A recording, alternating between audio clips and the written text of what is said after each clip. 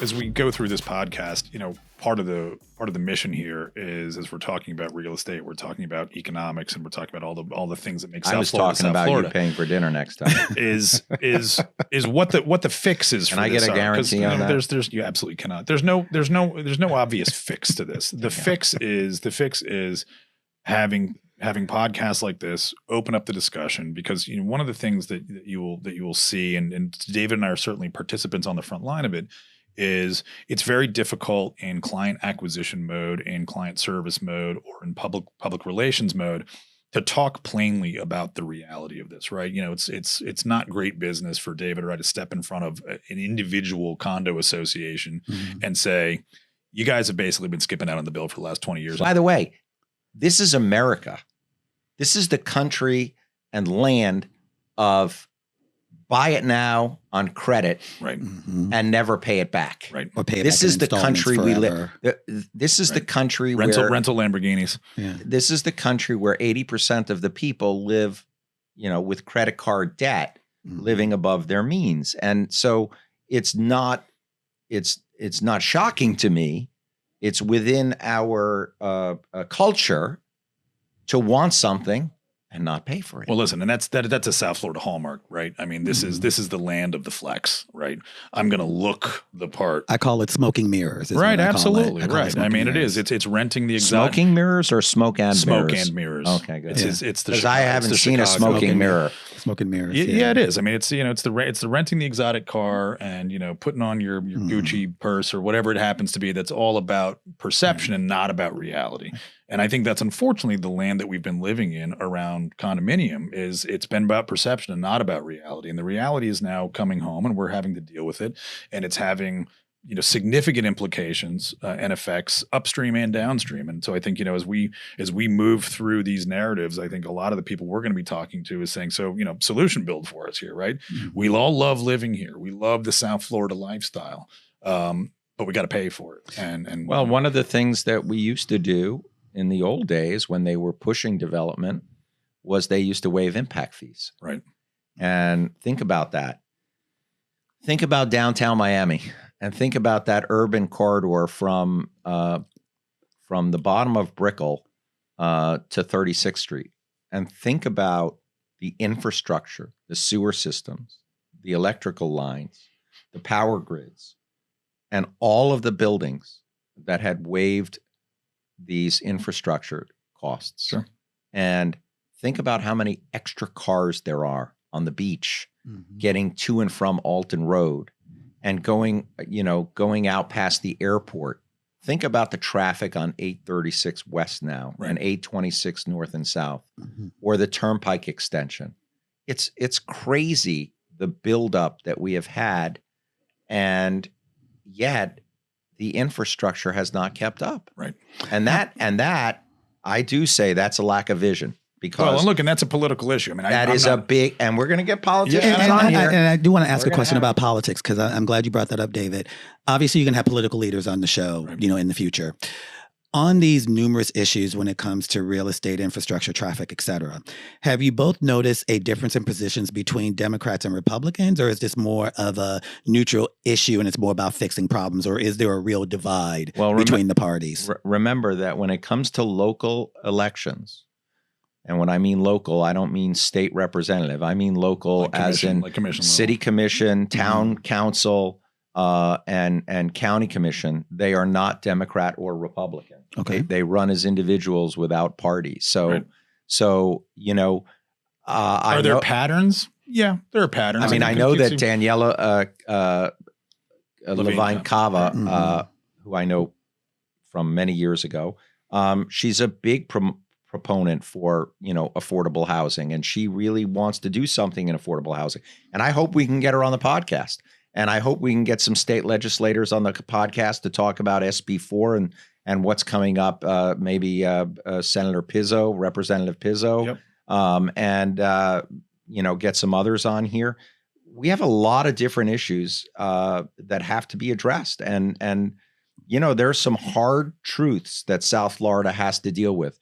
Whether it's sea level rise, whether it's hurricanes and insurance, whether it's interest rates, whether it's condo living, whether it's transportation, and they are all affecting one another. Right. Yeah, it is. And Kyle, it's universal. I think the reality of the way we've seen legislation unfold, the Senate Bill 4D was, what I would call, and I was quoted in the Sun Sentinel saying basically the same thing, as it was a little bit of the 9/11 effect.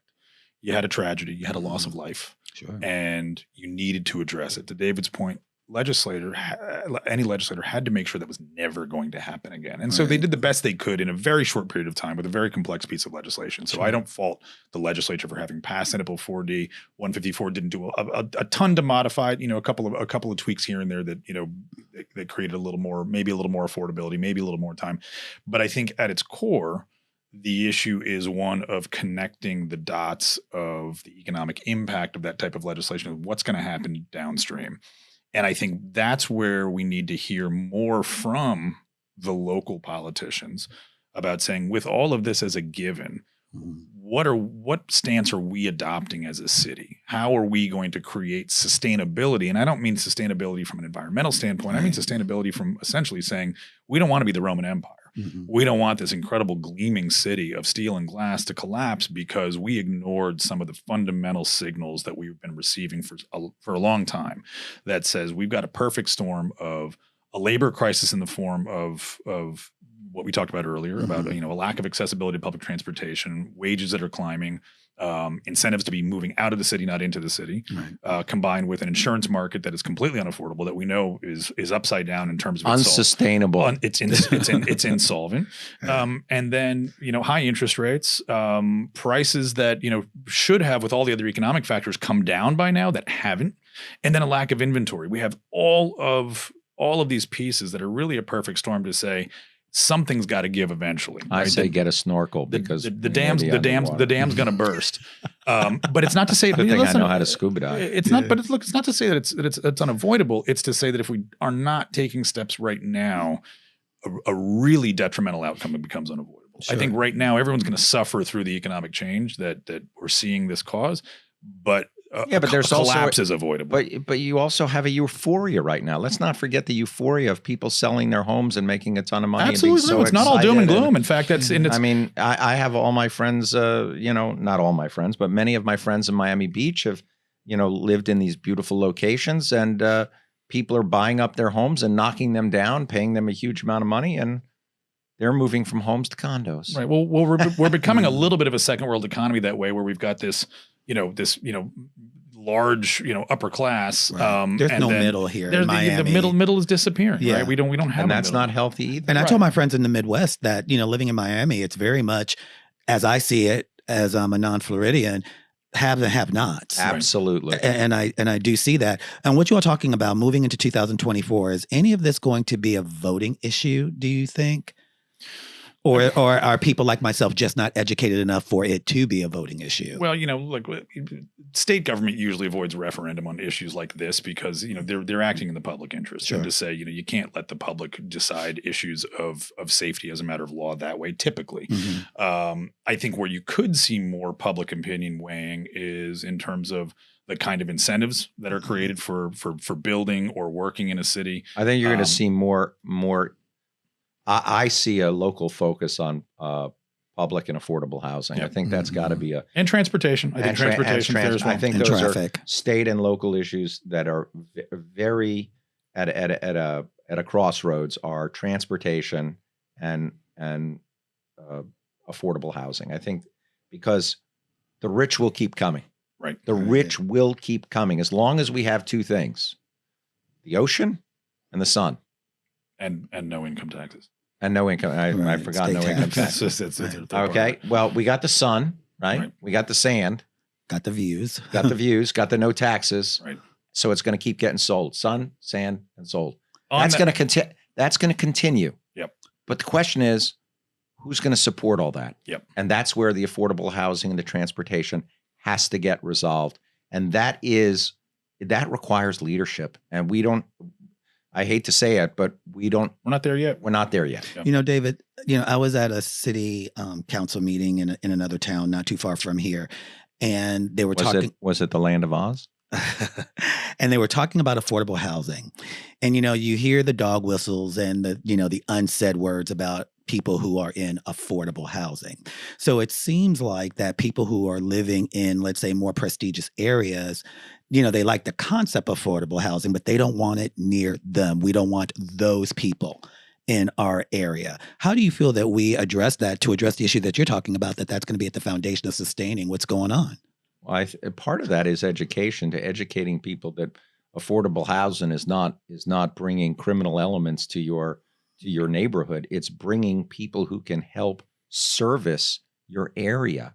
Mm. It's bringing people who are going to help sustain your city, people who are going to work in your city, people who are going to help your city to survive.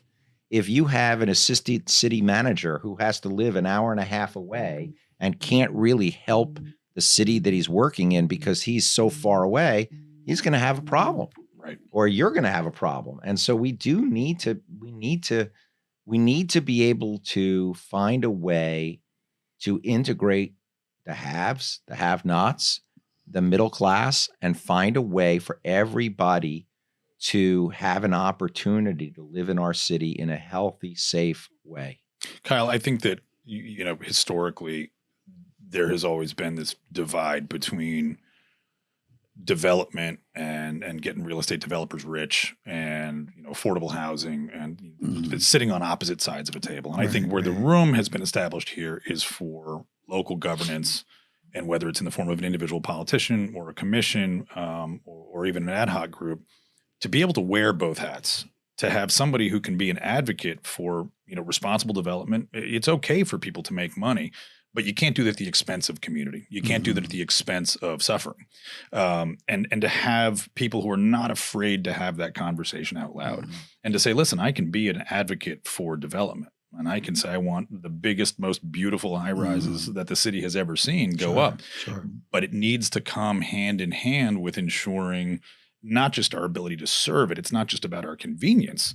It's about saying we can't do that at the expense of other people's lives. Because when you say gentrification, sometimes that means displacement. Absolutely. I would say actually almost universally it means displacement. I mean, I don't know any circumstance where gentrification doesn't mean somebody's got to go to make room for somebody else. I mean, listen, Little Haiti here in Miami suffers with that right now. I mean, listen, we've got Edgewater, Wynwood has all pushed north and east. And Little we Haiti, already have gentrification. Right. And Little Haiti's in the crosshairs, right? And that's, that's been, a really, powerful, symbol of the immigrant community in Miami, and now a long-standing community in Miami that is being threatened by that gentrification. Right. And that's my point. There's nobody out there is offering protection around that, and to say, listen, we can responsibly develop and we can make money doing it, but we have to bear in mind the conditions that we're creating for those that we're impacting or potentially displacing. But that's leadership from government. That's my point. Is we got to create that leadership where it says we want you to develop, but you develop, don't destroy. Right. Development without destruction. Yep. There has to be a way to make the two work together. Yep. And I think as we go on through this podcast, I think some of that focus is going to be about what is the impact on a community, not just on an economy, right? Sure. So we spend a lot of our time talking about the economics of this. What's going to happen as a result of to the communities, right? I mean, one of the things that we all fear as a result of this legislation and the economic impacts of it is that we're going to be seeing people out on the street. I mean, who, that a condo gets terminated, they've got nowhere to go, and that's it. And where do they go? Well, they're leaving South Florida. Right. Because they're not going to be able to afford to live here. Now, do you consider Broward as part of that? Because, the joke that I say is that you need a passport to go between, Miami and Are they Broward. different places? Yes, but they suffer from a lot of the same. Broward just has to look south to forecast their own future. Okay. And that's been the case for a while. And Palm Beach has its own bit of existence. But look, the Miami MSA, the metropolitan area, really extends, essentially from Homestead all the way up to Palm Beach. And the implications of one area really follow suit in the other. Does it? And to say they are different markets, and obviously there's certain, but there's certain characteristics that are similar. Yeah, absolutely. And when we talk about, some of the commonalities that we're talking about here, the concentration of condominium, the weather, the insurance, all that, it's all the same. It's just at different levels of concentration. Miami is the epicenter of it, and is certainly the focus. But South Florida overall is looking at this. And listen, the West Coast of Florida too. I mean, this is a statewide issue. This is not singular to our neck of the woods. We just happen to be on the front line of it. Did not know that. Coming soon. All right. Politicians, business people, insurance companies, and Brightline. I was going to say, if we don't get Brightline on the next show, then we're going to really have to start to lobby.